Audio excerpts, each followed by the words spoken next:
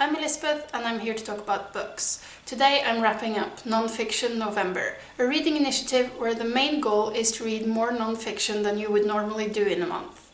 I did my maths prior to November and found I have on average read 4 non-fiction books a month this year. So I needed to read at least 5 to have a successful month, I guess. And I managed, in fact, to read 7, so I'm going to call that mission accomplished. I didn't read all the books on my TBR because I suck at sticking to TBRs, but no matter, I read 7 books and I liked all of them, which is the most important part, and I'm gonna quickly show them to you and tell you my thoughts. I'm gonna do this in the order I read them. The first one I finished was The Art of Memoir by Mary Karr. This is a book about the genre of memoir, and Karr approaches the genre from 3 different angles, from being a reader, from being a writer, and from being a teacher. And whatever topic at hand, she uses the angle most fit. So for instance, when she talks about finding your individual voice, she shows us a lot of examples from various writers. When she talks about how to deal with your friends and family, she uses experience from her own writing of memoirs and facing her family. And then she also makes specific advice to people wanting to write memoirs. Some of them about whether you should be writing memoirs at all. I really did enjoy this. I found it to be clearly written. She is funny in this dry, sarcastic kind of way that I like.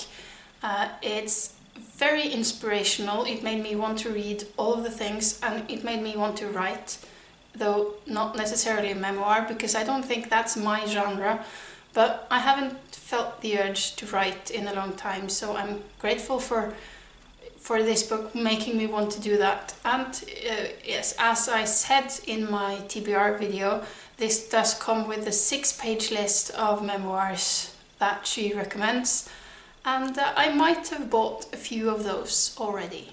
The second book I finished was my only non-fiction audiobook for the month, and that was Astrophysics for People in a Hurry by Neil deGrasse Tyson. As the title might suggest, that is a book giving you a general overview over the field of astrophysics, and also a little bit about physics in general, like gravity and such. It's a short book, and it was very clearly written, very well organized. It was easy for me to follow along, even though I haven't read basically any science in 20 years, which ages me, I guess. But overall, I found it to be interesting. It did give me a general overview. My only problem with this book, if you can call it a problem, is that I was probably not in as much of a hurry as this book was designed for. I wanted to go more in depth, but I mean, that's not what this book is, so I should just read a different book to get that.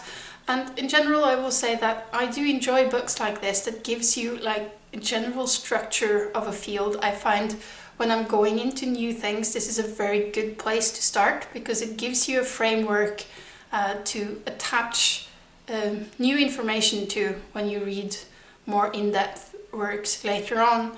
And for me, that has always been the way of doing my studies. I like to start off with whatever the subject for dummies kind of book before I actually delve into something, because I've always found that that helps me remember new things better when I have this just basic general overview to begin with.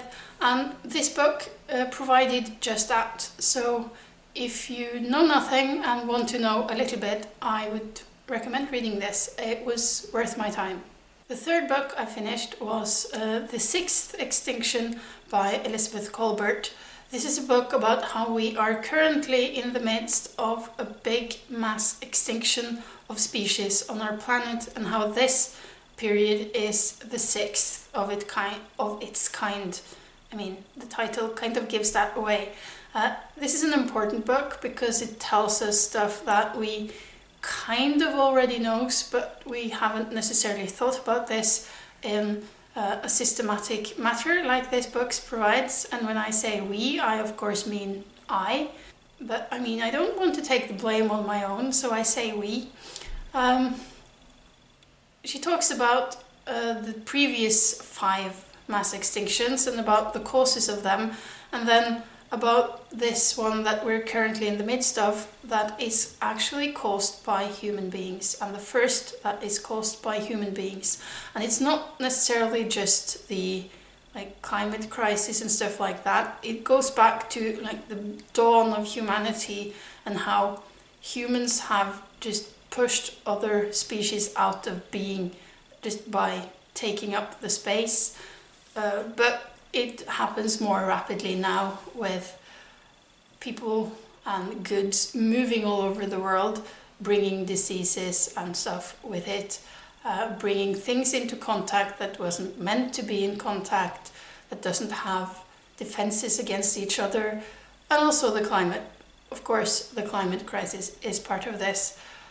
This was very interesting. It's frightening. It was very well written, very accessible. She combines research with going out and visiting places, like journalism, feature journalism, I guess, where she visits places where researchers are doing research and finding out about species going extinct. So she visits bats and toads and frogs and corals and whatever, and it made it a very readable book, and I can see why this book has been on so many most important non-fiction books list, because it is a book that will change your perspective on things, and I think I'm very glad I finally actually read this. I've been having it on my shelves for quite a while.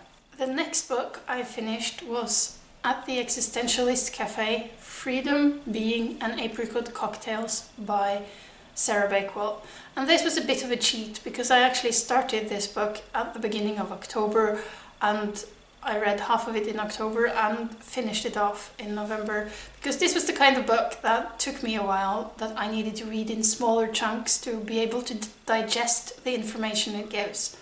This is a book about the movement of existentialism happening in and around Paris, or originating in Paris in the time between the First and the Second World War, and how that developed, and the people who were the key people of the movement, like Jean-Paul Sartre and Simone de Beauvoir and Albert Camus and Richard Wright and others. It also looks into the predecessors of existentialism, like Heidegger and Husserl and Kierkegaard, and it combines biographical information about all of these people with close reading of their works and discussion of their philosophy. And I absolutely adored this book. This was definitely my favorite read of the month. It's very well put together. She kind of seamlessly combines these different aspects. The biographical parts are fairly easy to read, and they are very interesting to me. I like reading biographies, but where she really shines is when she reads the works and make them accessible to me, even though those parts are the denser part of the book, because it does talk about philosophy. It gets fairly abstract, and that's why it took me so long to read it, or it took me 2 months to read it. I really like the way Sarah Bakewell writes books. I've read this, and I've also read How to Live, which she wrote about Michel de Montaigne, and I'm definitely going to read more of her works. I know she has at least 2 other books that I haven't read yet, and I'm going to be eagerly anticipating whatever she puts out next. Next, we have the book I thought would be my favorite of the month, and that was The Trip to Echo Springs, On Writers and Drinking by Olivia Laing. Olivia Laing has quickly become one of my favorite non-fiction writers. I have read her 2 other non-fiction works called To the River and Lonely City, and I have absolutely adored both of those books. And I kind of expected this to be my favorite of her non-fiction works, which is why I saved it for last, I think. It turned out it was my least favorite, but that's not really saying much because I still absolutely enjoyed it. It's a book where she talks about 6 specific writers and their relationship to alcohol. So we meet John Cheever, Raymond Carver, Ernest Hemingway, F. Scott Fitzgerald, Tennessee Williams and John Berryman. Olivia Laing has this way of doing this that goes through all of her non-fiction works, where she combines extensive reading with traveling. So she goes places and relates what she sees and experiences to stuff she has read, and she does that in this book as well. Here she travels across the United States, visiting places that were important to the people she writes about, and she weaves together their life stories and their writings with her journey and her thoughts, and also some small snippets of her personal life as well. I really like this way of writing non-fiction, and I will also definitely be looking out for more works by her. She had a novel out earlier this year, which I've read as well, but to me it's the non-fiction works that make me love her, even though I did enjoy the other 2 just slightly more. I think my main problem with this book was it was a bit messy in the structure. It got a bit confusing at times, tossing me around from person to person just a little too much. But I mean, in the grand scheme of things, that didn't really matter. I still really enjoyed this book, and I'm glad I now have read all of her non-fiction works. Well, actually I've read all of her works, and I'm also sad for the same fact. Next we have a book I picked up on a whim from my own shelves, and that was Boy by Roald Dahl.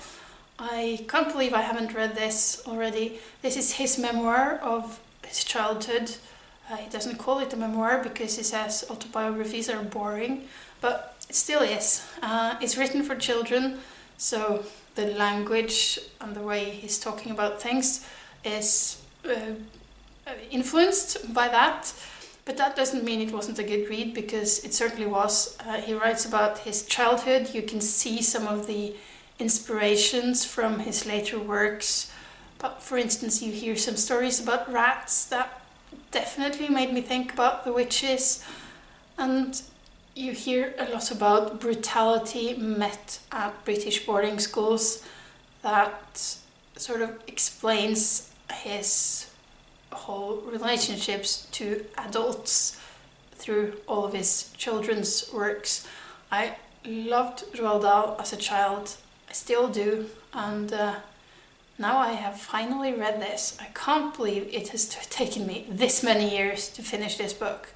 The last book I finished during non-fiction November, except I kind of finished it the 1st of December, but who cares, was The Surgeon of Thorn, A Tale of Murder, Madness and the Oxford English Dictionary by Simon Winchester. This is, at its core, a biography of 2 men. James Murray, who was the first editor of the Oxford English Dictionary, who did a tremendous job in collecting all of the words in the English language into this huge 20-volume dictionary. The other man was William Chester Minor, and he was an American army surgeon who was a part of the American Civil War.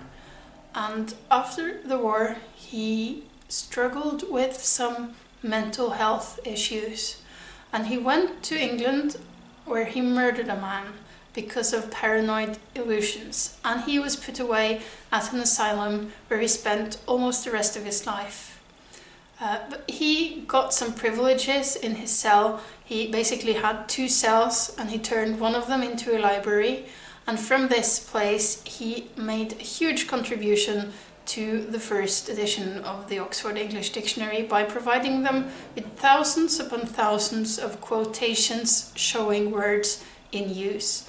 And he was keeping abreast of the project, so he would provide them with quotations for the words they were actually working on, knowing where in the alphabet they were, and so on.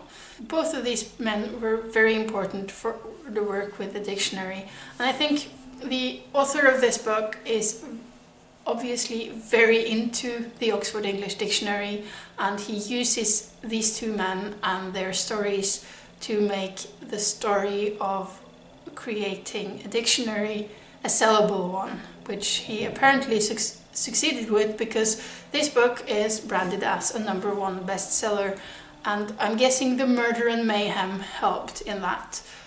To me, that was kind of what made this book not really a favorite, because although I did really enjoy reading the stuff about the dictionary itself, I did feel that the story about Miner was a bit sensationalist. I mean, I did enjoy reading this book because there were lots of interesting facts in here, but mostly it made me want to read a book more focused on the actual dictionary and less focused on murder and mayhem, I guess. So those were the non-fiction books I managed to read during November. I am fairly pleased with my selection. I read some things I really enjoyed, some things that made me a little bit wiser, I guess. I'm curious to hear what was your highlight of non-fiction November, if you participated, and if not, what was your favorite book in November in general. Hope you're all having a lovely weekend, and I'll see you next time. Bye bye!